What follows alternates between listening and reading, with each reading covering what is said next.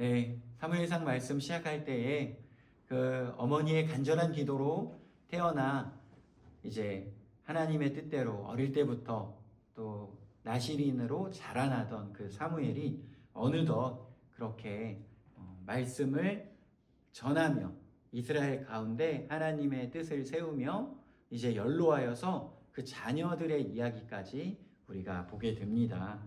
그런데 좀 안타까운 일이 벌어져요.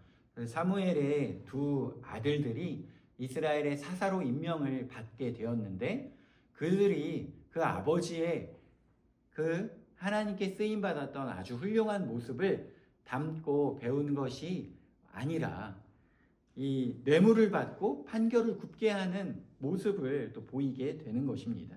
이것은 굉장한 사무엘에게 두려운 일일 것이에요. 우리가 기억하실 것입니다. 사무엘 전에 있었던 그 이스라엘의 40년 동안 제사장으로 사사로 하나님께 쓰임 받았었던 그 엘리라는 사람을 기억하실 것입니다. 그는 그 눈이 어두워지고 귀가 잘 들리지 않았다고 표현하는 것을 통하여 그가 육신으로도 연로한 것뿐만 아니라 영적으로 매우 무지했던 사람이었던 것을 기억하실 것입니다. 뿐만 아니라 그 두 아들 홈니와 비누아스가 성전에서 하나님께 드리는 그 물건들을 가로채고 또 사람들에게 죄를 짓는 장면들을 기억하실 거예요.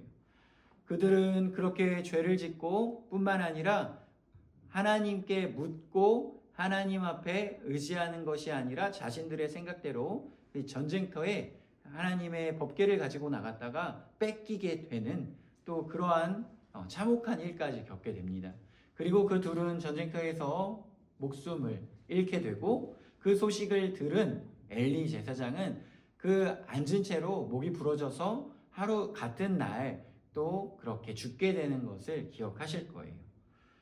이 두 아들이 하나님 뜻대로 살아가지 못하고 하나님의 그 일을 맡았음에도 불구하고 죄악 가운데 넘어지는 것을 기억하실 텐데요.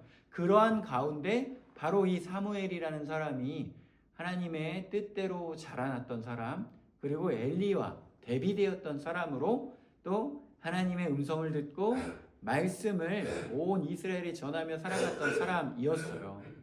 그렇기 때문에 이 엘리에 대해서 누구보다도 잘 알고 있었고 그의 모든 것을 지켜봤던 이 사무엘이었기 때문에 어쩌면 다른 사람들보다 자녀를 교육하는데 더 열심히 그리고 또 더 조심스럽게 했을 것 같습니다.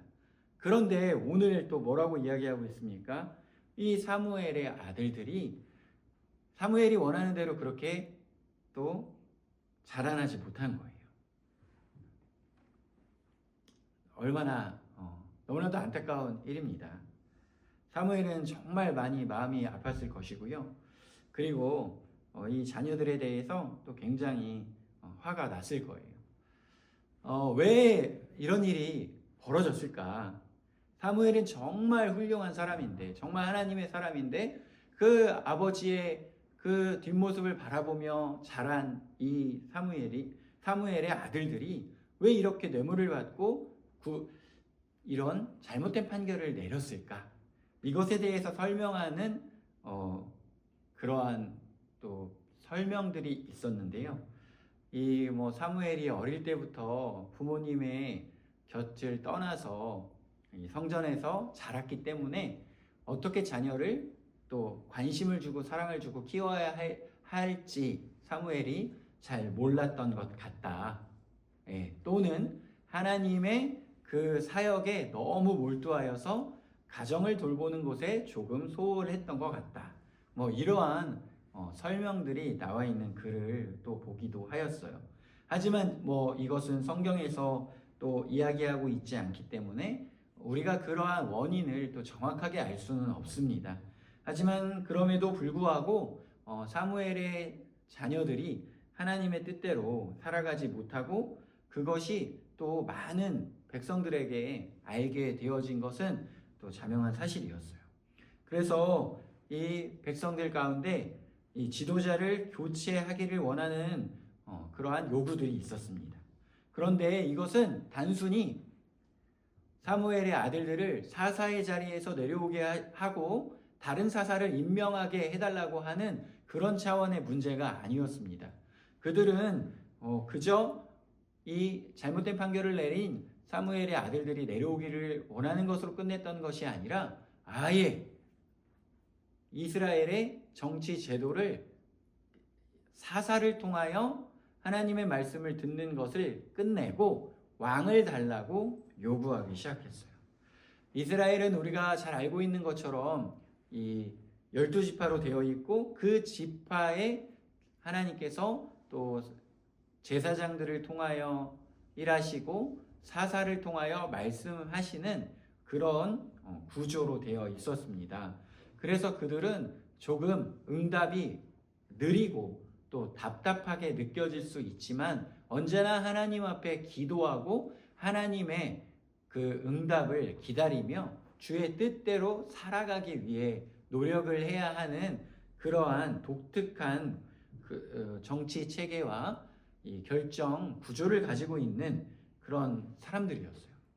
하지만 그들이 바라볼 때에 옆에 있는 나라들, 특히 이스라엘과 자주 부딪히는 나라들을 볼 때에 한 명의 왕을 통하여 강력한 군사를 또 길러내고 빠른 판단을 통하여서 전쟁을 일으키고 또 많은 전리품을 취해서 부유하게 되는 것처럼 보여지고 느껴졌던 것 같습니다.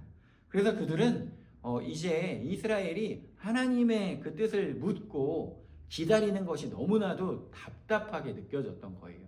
너무나도 그것이 하나님의 뜻을 기다리는 것이 그들에게는 느리고 답답한 것처럼 느껴졌던 것입니다. 그런데 사무엘의 아들들이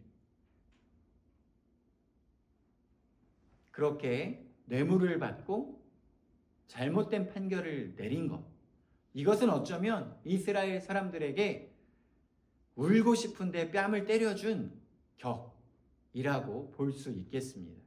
그래서 그들은 안 그래도 사사제도 마음에 들지 않는데 이거 잘 됐다, 이렇게 생각했었던 것 같아요. 그래가지고 이제 우리에게 왕을 달라, 이렇게 이야기합니다. 이게 겉으로 볼 때는 사무엘의 아들들이 잘못했기 때문에, 사무엘이 그 아들을 제대로 키워내지 못했기 때문에 그들을 내려오라고 하는 것, 그리고 이제 우리에게 왕을 달라고 하는 것, 이것이 당연한 요구 같고 아주 올바른 요구처럼 보일 수 있습니다.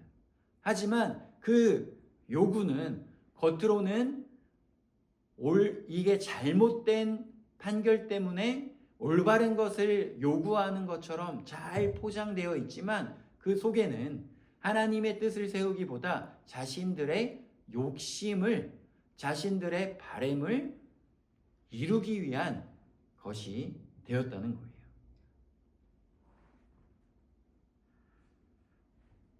하나님을 밀어내고 우리의 방식대로 살고 싶어하는 마음, 이것을 적나라하게 보여준다는 것이에요.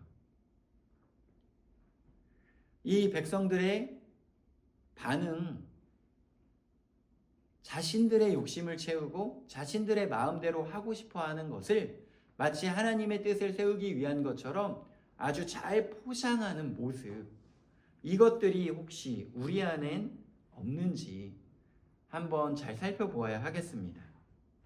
그들의 요구는 겉으로 볼 때는 정당한 요구였습니다.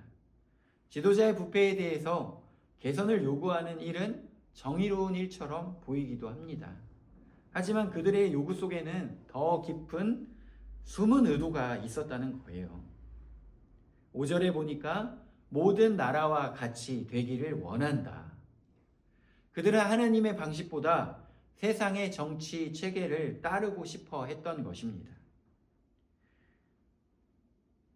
그때에 사무엘이 하나님 앞에 기도하며 나아가는데요, 하나님께서 누구의 손을 들어주실까요? 7절에 보니까 백성이 너를 버린 것이 아니라 나를 버려 자기들의 왕이 되지 못하게 함이니라 라고 하나님께서는 판결을 내리십니다. 하나님께서는 이스라엘의 요구를 단지 정치적인 문제로 보지 않으시고 이스라엘 백성들의 영적인 배신으로 진단하고 계신 거예요. 이스라엘은 애굽에서 인도하신 하나님, 광야에서 먹이시고 지키신 하나님, 전쟁에서 승리케 되신 그 하나님을 왕으로 모시고 싶어 하지 않았어요. 그들은 인간 왕을 통하여 더 빠르게 그리고 자신들의 마음의 욕심을 채워줄 그러한 새로운 왕을 원했던 것입니다. 혹시 우리는 하나님 앞에 기도하며 또 잠잠히 기다리며 하나님의 뜻을 구하기보다 더 빠르게, 더 안정되게, 그리고 내 마음의 욕심을 채워주기를 원하는 그러한 방향으로 나아가고 있지는 않습니까? 우리는 하나님보다 돈이 그리고 세상의 기준이 우리의 왕이 되기를 원하지는 않을까요? 겉으로 하나님의 뜻인 것처럼 포장하는 나의 마음의 욕심, 나의 마음의 바램, 이것은 너무나도 두려운 것이고 너무나도 하나님께서 싫어하는 것임을 우리가 기억하고 이것을 단호하게 버려야 하겠습니다. 제가 예전에 강남에 아주 큰 한국의 대표적인 교회를 다닌 적이 있었습니다. 그 교회는 그때 당시에도 등록 성도가 3만 명이다 4만 명이다 하고 있었을 때였어요. 그때 그 교회의 예배당은 벌써 지을 때는 매우 큰 교회였지만 2,500석 정도였기 때문에 이제 등록 성도가 3만 명 4만 명 되다 보니 너무나도 자리가 모자랐습니다. 그래가지고 주일에도 7부 예배까지 드렸어요. 7부 예배까지 드리니까 담임 목사님은 똑같은 말씀을 7번을 전해야 되기 때문에 또 체력적으로도 굉장히 힘든 상황이었고, 그리고 성도들이 2,500석밖에 안 되기 때문에 그곳에 예배당에 들어가서 예배드리기가 너무나도 힘들었어요. 그래서 그 예배당에 들어가서 예배드리려면 앞에 그 예배를 드릴 때 이미 그곳에 서서 1시간 넘게 줄을 서고 기다려야 들어가서 예배를 드릴 수 있고, 수많은 사람들이 그곳에 들어가지 못하고 밖에서 이렇게 다른 곳에서 교회에 왔음에도 불구하고 다른 공간에서 스크린을 통하여 예배를 드릴 수밖에 없는 상황이었습니다. 그래서 저도 오늘은 내가 꼭 이곳에 들어가서 예배를 드려야 되겠다라는 생각으로 줄이 길게 서 있어서 저도 여기 빨리 나도 서서 30분이건 40분이건 기다렸다가 오늘 꼭 예배당 안에 들어가서 예배를 드려야 되겠다 이렇게 해서 제가 줄을 섰어요. 한 10분쯤 지났는데 제 앞에 줄 서 있는 사람이 저에게 근데 혹시 여기 줄 왜 서셨어요? 이렇게 물어보더라고요. 그래서 저 여기 들어가서 예배당 안에 들어가서 예배 드리려고 줄 서서 기다리는데요. 그랬더니 그분이 여긴 여자 화장실 줄이에요. 이렇게 이야기를 해주더라고요. 네, 줄이 어마어마하게 길어가지고 정말 수십 명이 서 있어서 거기가 여자 화장실 줄이었을 거라고는 상상도 하지 못하였고, 그래서 10분이나 그곳에 서 있었는데 여자 화장실 줄이라고 해서 다시 갈 길을 막 찾아서 예배당 들어가는 줄이 어디였나 이렇게 찾아갔었던 기억이 있습니다. 이 정도 되면 예배당이 꼭 필요했고 또 건축이 필요했었습니다. 그래서 그 교회는 그때 당시에 그 강남 서초동 한복판에 엄청난 돈을 들여서 땅을 사고 수천억을 들여서 교회를 짓게 되는데요. 그 과정 가운데 법을 지키지 않고 공공도로를 점거하여서 이게 대법원 판결로 원상복구 시키라고 하는 판결을 받게 됩니다. 그러는 가운데에 그것을 아직도 원상복구 시키지 않아서 1년에 수십억의 돈을 벌금으로 내고 있어요. 하나님께 예배를 드리는 그 예배의 전을 짓겠다는 그 너무나도 좋은 뜻을 앞에 내세웠지만 우리가 꼭 강남 서초동 가장 좋은 곳에 지하철 옆에 가장 의리의리한 모습으로 교회를 지어야 한다. 어쩌면 그 과정 가운데 하나님의 전을 짓겠다고 하는 그 포장지 안에 우리나라의 대표적인 교회 우리가 다니고 있기 때문에 이 정도는 돼야지 하는 나의 욕심, 나의 다른 사람들에게 보여지길 원하는 그러한 허영심, 혹시 그러한 것은 아니었을까요? 다른 교회 이야기할 것 없이 나의 마음 가운데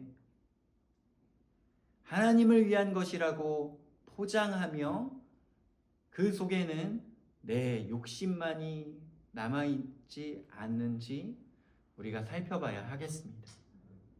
이스라엘 백성들은 하나님을 왕으로 삼기보다 자신의 마음의 욕심을 가지고 나아가길 원했고 그것을 하나님을 위한 것처럼 포장했습니다. 그래서 그것이 결국에는 하나님께서 들어주셔서 이스라엘 백성들은 인간 왕을 세우게 되지만 그것은 결코 하나님께서 원하시는 것이 아니었다는 것을 우리는 기억해야 할 것입니다.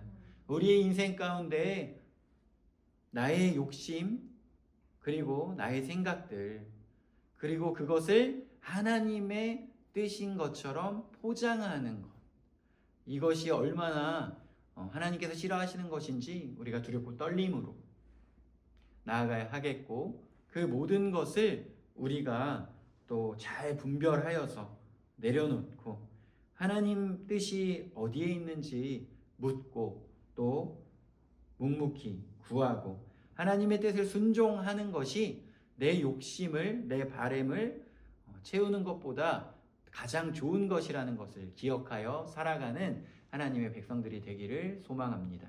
기도하겠습니다.